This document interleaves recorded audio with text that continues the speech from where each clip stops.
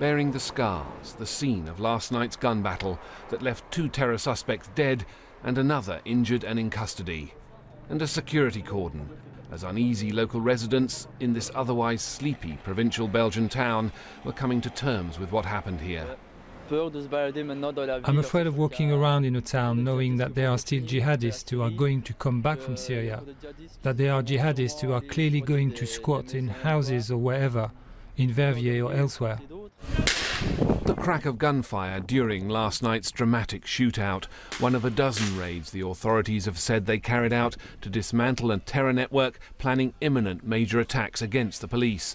The suspects here had recently returned from Syria, according to the authorities, as they gave the latest details on what they'd uncovered at the scene. We found several weapons. Among them were 4 AK-47s, Kalashnikovs, several small fire weapons, firearms, munition and explosives. Moreover, at Verviers we found several police uniforms, material for communication, walkie-talkies and radios, mobile cell phones, false documents and an important amount of money. So tight security at the federal police headquarters. The country is now on its second highest alert level, but it's long been on edge. Hundreds of people from Belgium, more per head of population than from any other European country, have followed the jihadist trail to Syria. After what happened in Paris, I don't have the feeling that Europe is safe.